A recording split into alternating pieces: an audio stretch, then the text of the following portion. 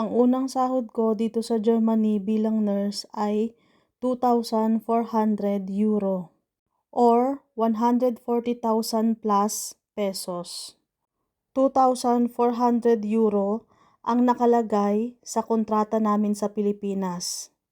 Kapag naipasa mo na ang German language training, ang German language exam na B1 or B2, tsaka pa lang nila aasikasuhin lahat ng papeles or dokumento mo at itatranslate nila sa German, tsaka mo palang makukuha ang visa mo para makapagtrabaho ka dito sa Germany.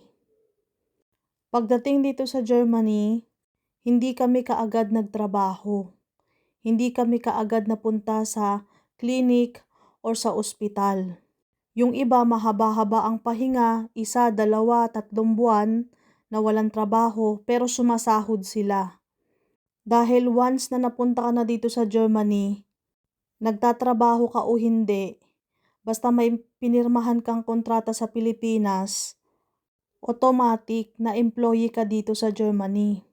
Ang 2,400 ay gross income. I-less natin ang taxes at insurances. Ang neto na sinasahod ko dati ay 1,600 euro. Yan ang pinanggagastos ko. Yan ang pumapasok sa bangko ko. I-less naman natin ang pambayad sa apartment, kuryente, tubig, pagkain at iba pang expenses. Ang natitira na lang sa akin ay 883 euro.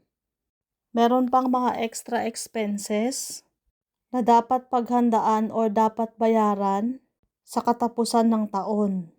At kung magkano ang ipapadala mo sa pamilya mo sa Pilipinas. Kung gaano ka kadalas kumain sa labas, lumabas, or magbakasyon or pumunta sa iba't ibang lugar. Dagdag expenses din yun. Pag nagkasakit ka, hindi libre ang gamot. Ikaw ang bibili ng sarili mong gamot.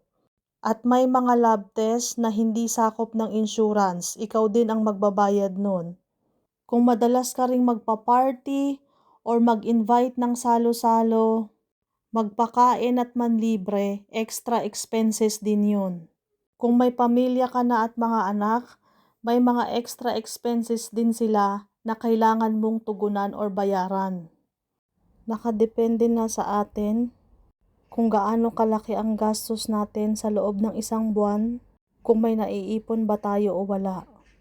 Kung gaano tayo kagaling mag-budget o humawak ng pera. Tayo ba ay ubos biyaya o nakakapag-ipon ba tayo para sa ating future at sa future ng ating pamilya? At kung meron ba tayong huhugutin kung sakasakaling magkaroon ng emergency.